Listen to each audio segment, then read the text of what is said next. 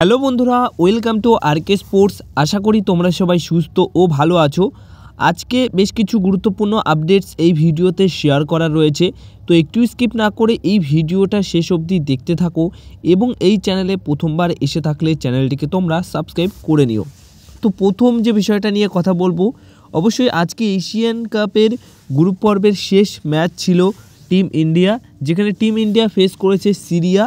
তো সিরিয়ার বিরুদ্ধে 1-0 গোলে ম্যাচটি হেরে এশিয়ান কাপের যে যাত্রা সেটা শেষ করেছে টিম ইন্ডিয়া। আজকে একটা সুযোগ ছিল, সিরিয়াকে যদি টিম ইন্ডিয়া হারাতে পারতো তাহলে কিন্তু রাউন্ড অফ 16-এ জায়গা করে নিতে পারতো বা তেমন একটা পসিবল থাকতো।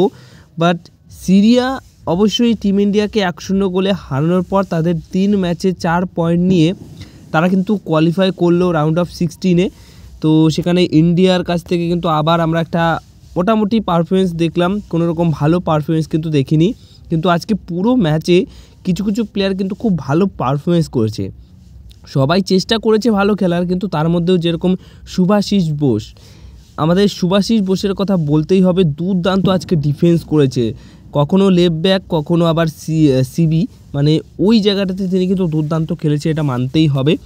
আর কিছু কিছু ভুল স্ট্র্যাটেজি, কিছু কিছু ভুল পরিবর্তন যেগুলো কোচ ইগোর স্টিমার্স করেছে, তো সেগুলো কোনো রকম কাজেই আসেনি।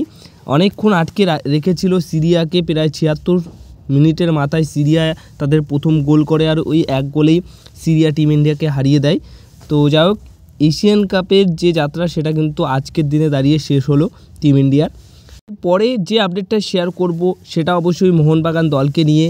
মোহনবাগান দল আইএসএল সিজন 10-এর সেকেন্ড লিগ খেলার জন্য তারা কিন্তু আজ থেকে মানে গতকাল থেকে তারা প্র্যাকটিসে নেমে পড়েছিল।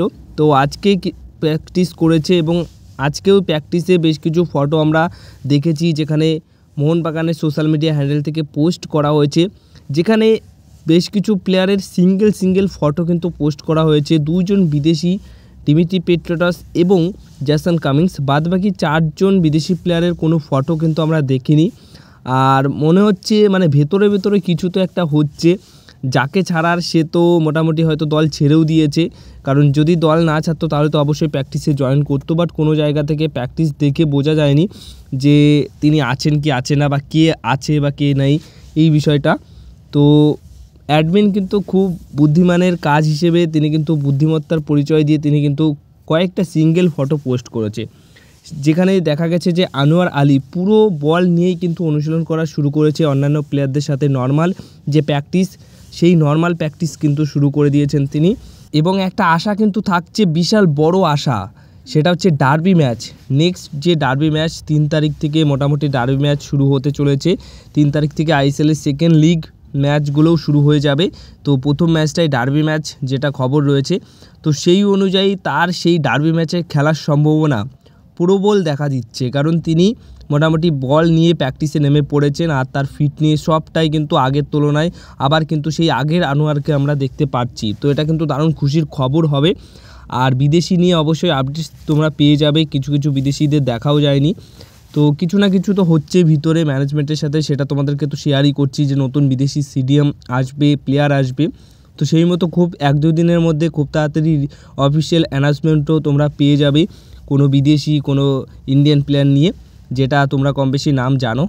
এবার যে আপডেটটা শেয়ার করব সেটা হচ্ছে আশিক কুরনিয়ানকে নিয়ে। খুবই ভালো আপডেটস রয়েছে। আশিক কুরনিয়ানেরও ফেরার সময় চলে এসছে। হ্যাঁ, আশিক কুরনিয়ানও ফিরতে চলেছে। যেটুকু খবর পাওয়া গেল সোর্স অনুযায়ী, আশিক কুরনিয়ান কিন্তু ফেব্রুয়ারির 3rd উইক মানে ফেব্রুয়ারির 3য় সপ্তাহে যোগ দিচ্ছে দলের সঙ্গে।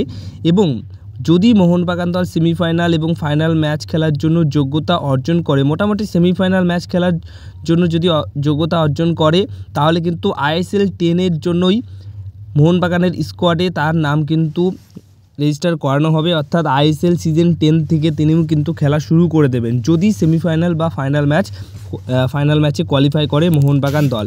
তো সেটার জন্য অবশ্যই মোহনবাগান দলকে খুব ভালো খেলতে হবে।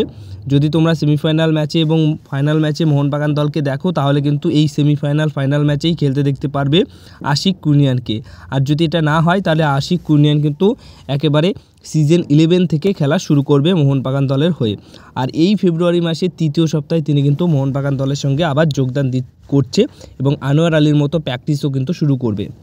এবার সবশেষে একটা অন্যরকম আপডেট বা অন্যরকম একটা বিষয় শেয়ার করব। মোহনবাগান দল নতুন বিদেশি সিডিএম তো সই করাবে, চেনা জানা বিদেশি সই করাতে চাইছে কোচ আন্তোনিও লোপেস হাবাস। তো সেখানে একটা প্লেয়ারকে মানে প্লেয়ারের নাম সাজেস্ট অনুযায়ী কিন্তু বলছি যে ওই প্লেয়ারটা কিন্তু একটা বেস্ট অপশন হতে পারে। এর আগেও আমরা দেখেছি যে সোয়াইপ ডিলের মাধ্যমে বিদেশি এই দল থেকে ওই দলে গেছে আইএসএলের মঞ্চেই, যেরকম মার্সেলোনিও কিন্তু ওড়িশা দল থেকে এসেছিল মোহনবাগান দলে। তো তেমনই যদি জেরেমাই মানজারো জামশেদপুর এফসি দলের হয়ে খেলছেন, 32 বছর বয়সী মিডফিল্ডার, দুর্দান্ত প্লেয়ার, মাঝমাঠে ডিফেন্সিভ মিডফিল্ড এবং সেন্টার মিডফিল্ড এই পজিশনে খেলছে, দুর্দান্ত তিনি কিন্তু পারফরমেন্স করছে জামশেদপুর এফসি দলের হয়ে। যারা জামশেদপুর এফসি দলের খেলাটা দেখছো বা দেখেছো এই প্লেয়ারটিকে অবশ্যই আশা করি খুব ভালো করেই ফলো করছো। তো মোহনবাগান দলের জন্য একটা বেস্ট অপশন হতে পারে, বাট আমার মনে হয় না যে মোহনবাগান দল এনার জন্য ঝাঁপাবে বা টার্গেট ইন্টারেস্ট কোনো কিছু করছে। এটা জাস্ট একটা অপশন হিসেবেই তোমাদেরকে বললাম। তো তোমাদের এই বিষয়টা নিয়ে কী মতামত সেটা অবশ্যই কমেন্ট বক্সে জানিও। এবার আরও একটা বিষয় জুড়ে দিই আপডেট হিসেবে, সেটা হচ্ছে এমন একটা সিডিএম বা এমন একটা বিদেশি আসছে মোহনবাগান দলে খেলার জন্য যে বিদেশিটা সিবি পজিশনেও খেলতে পারে এবং সেন্টার ডিফেন্সিভ মিডফিল্ড পজিশনে খেলতে পারে, এমন একটা আর কি বিদেশি প্লেয়ার।